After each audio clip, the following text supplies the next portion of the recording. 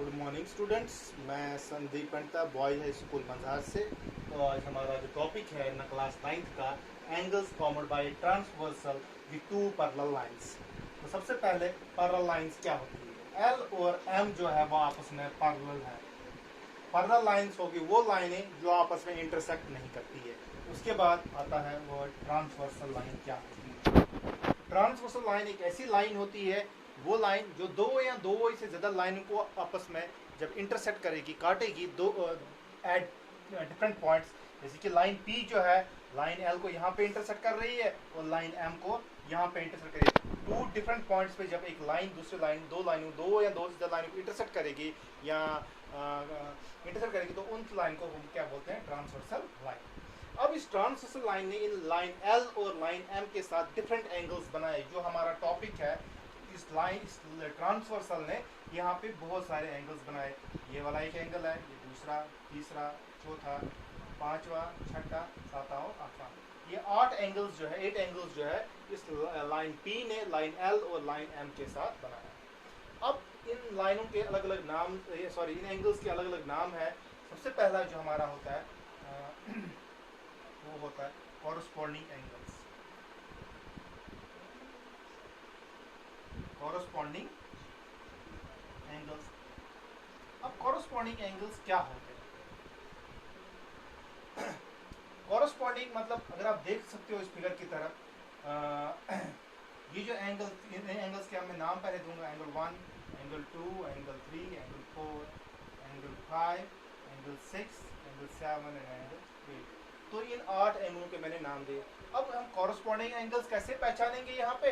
तो आप देख सकते हो यहाँ पे मैं बताऊंगा कि ध्यान रखना है। जो एंगल 1 की डायरेक्शन है इस साइड से है। अगर मानो यह पॉइंट मैंने एक डॉट पॉइंट यहाँ माना है, उसकी लाइन एंगल 1 की डायरेक्शन इसी की तरफ है, एंगल 5 की डायरेक्शन भी इसी की तरफ है। अब जब इस पॉइंट की डायरेक्शन जो है एंगल 1 की भी है, एंगल 5 की भी है, तो हम एंगल 1 और एंगल 5 को बोल सकते हैं these two angles are corresponding angles। तो ये एक पेयर बन गई कॉरस्पॉन्डिंग एंगल्स। इसी तरह इस एक पेयर की तरह ही तीन और पेयर्स है। जैसे कि आप देख सकते हो एंगल 4 और एंगल 8, एंगल 4 और एंगल 8, ये दूसरी पेयर आ गई कॉरस्पॉन्डिंग एंगल्स की। इसी तरह तीसरी आप देख सकते हो 6 की डायरेक्शन यहाँ से, 2 की डायरेक्शन यहाँ से। अगर हम कॉमन पॉइंट मानेंगे तो दोनों की डायरेक्शन इसी पॉइंट की तरफ है। तो ये 2 और 6 भी आपस में क्या है? corresponding angles है। And the fourth one is the angle 3 and angle 7, angle 3 and angle 7। ये 4 पेयर्स जो होते हैं एंगल्स जो होते हैं ये corresponding angles कहलाते हैं। अब याद रखना है जब दो लाइनें आपस में पैरेलल होती है, जब उनको एक ट्रांसफर लाइन काटती है तो यहाँ पे 4 corresponding angles बनते हैं। corresponding angles के बाद दूसरा जो आता है वो आता है alternate interior angles. Alternate interior angles. Interior angles सबसे पहले, अब अल्टरनेट से जाने से पहले हम मैं बताऊंगा इंटीरियर एंगल्स क्या होंगे। इंटीरियर होंगे अंदरूनी एंगल्स, जो अंदर के एंगल्स, जैसे कि एंगल 2 इंटीरियर में है, एंगल 3 इंटीरियर में है, एंगल 5 इंटीरियर में है, एंगल 8 इंटीरियर में है। ये 4 एंगल्स जो है वो इंटीरियर में है। तो हम एंगल 2, एंगल 3, एंगल 5, एंगल 8 इन सबको हम क्या बोलेंगे? Interior angle. मगर हमारा जो है अल्टरनेट इंटीरियर एंगल, एक को छोड़ के, जिसे आप देखेंगे इस फिगर की तरफ, अगर फिगर को ध्यान से देखोगे मैं बताऊंगा आपको कौन कौन से एंगल्स जो है वो कौन कौन से एंगल्स जो है वो अल्टरनेट इंटीरियर एंगल्स होते हैं। जैसे कि ये ट्रांसवर्सल आ गई, ये एंगल 2 है, ये एंगल 5 है, ये एंगल 8 है और ये एंगल 3 है। अब देखो अल्टरनेट 2 का अल्टरनेट क्या आएगा? 8। 3 का अल्टरनेट क्या आएगा? 5। तो जो अल्टरनेट इंटीरियर, मगर इसमें इंटीरियर एंगल्स आते हैं, एक्सटीरियर एंगल्स नहीं है। जैसे एंगल 6 है, एंगल 7 है, ये एक्सटीरियर एंगल्स है, ये वाले एंगल्स नहीं आएंगे। इंटीरियर एंगल्स में आगे एंगल 2 और एंगल 8, ये आगे एक पेयर अल्टरनेट एंगल्स की। दूसरी पेयर जो है एंगल 3 और एंगल 5, ये दूसरी पेयर आ गई किसकी? अल्टरनेट इंटीरियर एंगल्स की। फिर से अगर मैं डायग्राम बनाऊंगा यहाँ पे, जब ये दो लाइनें हैं, दो लाइनें उसको जब एक लाइन काटती है, इसको ट्रांसवर्सल बोलते हैं। ये एंगल इस एंगल के बराबर होगा, ये वाला एंगल इस एंगल के बराबर होगा। इन्हें हम क्या कह सकते हैं, अल्टरनेट इंटीरियर एंगल्स। फिर इनकी प्रॉपर्टीज जो है कब ये बराबर होंगे वो आगे बताएंगे हम आपको। अब इसके बाद थर्ड वन जो बहुत ही ज़रूरी है, इनको हम बोलते हैं को इंटीरियर एंगल्स।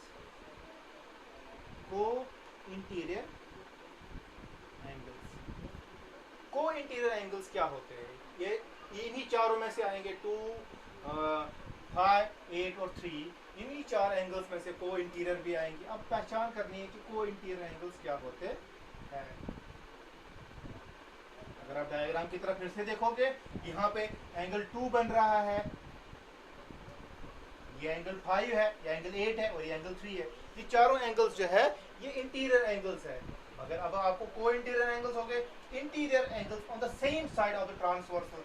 ट्रांसवर्सल जो है, ये पी जो ट्रांसवर्सल है, इसके एक ही साइड, ये एक साइड हो गया, ये दूसरा साइड हो गया।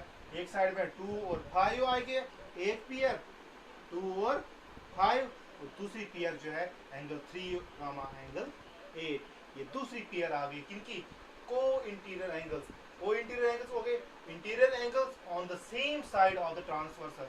ये ट्रांसवर्सल है, इसका एक साइड और दूसरा साइड, 2 और 5 एक साइड है, 3 और 8 दूसरे साइड है।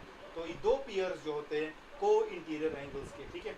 अब इसके बाद इनकी जो प्रॉपर्टीज है, जो एग्जाम्स आप पढ़ोगे कि कॉरस्पॉन्डिंग एंगल्स कब बराबर होते हैं, कॉरस्पॉन्डिंग एंगल्स कब इक्वल होते हैं।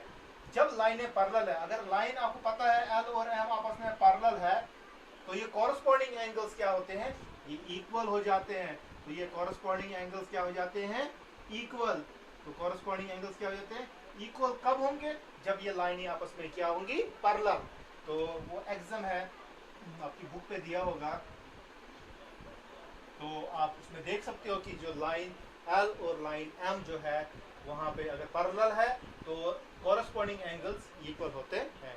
तो एग्जाम और थॉर्म के बारे में वो क्लास में बताया होगा मैंने कभी। तो एग्जाम होगी जो किसी ने मतलब बताया हुआ है, उसको हमें प्रूव करने की जरूरत नहीं होती है, उसको हम मान लेते हैं कि वो है, मगर थॉर्म में हम शो करते दिखाते हैं कि कैसे है, ठीक है। अब हम क्या कॉरस्पॉन्डिंग एंगल्स की बात कर रहा था मैं भी। अब कॉरस्पॉन्डिंग एंगल्स तब बराबर होंगे जब लाइनें पैरेलल होगी। इसी तरह अल्टरनेट इंटीरियर एंगल्स भी तब बराबर होंगे जब लाइनें पैरेलल होगी। इसका मतलब एंगल 2 जो है एंगल 8 के बराबर होगा, एंगल 3 जो है एंगल 5 के तब बराबर होंगे जब लाइन एल और एम आपस में क्या होंगे, पैरेलल।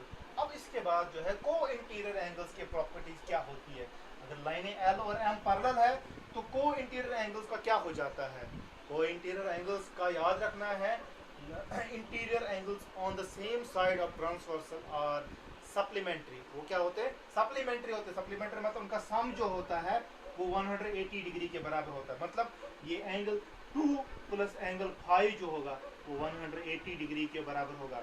इसी तरह एंगल 3 प्लस एंगल 8 उसका सम भी किसके बराबर होगा, 108। याद रखना है interior angles on the same side of transversal, जिसको हम को इंटीरियर एंगल्स बोलते हैं, उनका सम जो होता है वो 180 डिग्री के बराबर होता है। जैसे कि मैं अगर यहाँ फिगर बनाऊंगा इस तरीके से, दो लाइनें पैरेलल है, ये मानो बी है, ये लाइन क्यू है, जिसको हमने एक ट्रांसवर्सल डाली है।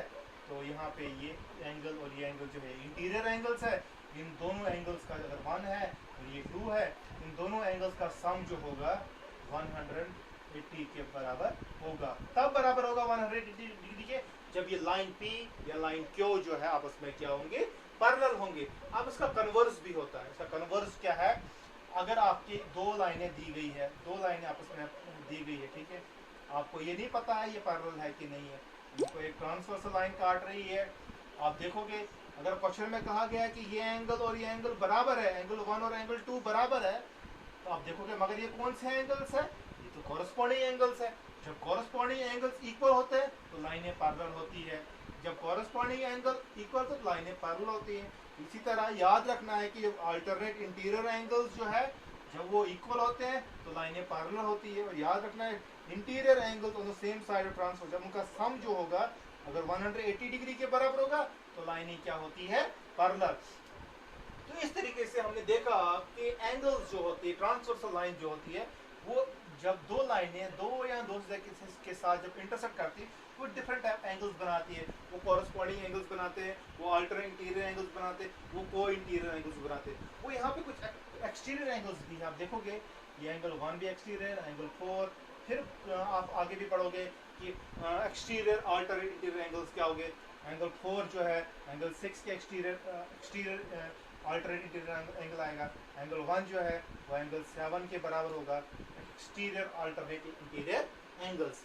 तो इस तरीके से हमारा थोड़ा सा टॉपिक था, जो ये छोटा जो बीच में कहीं छूट मत गया होगा, यहाँ मैंने तो क्लास में बताया था। Okay, thank you.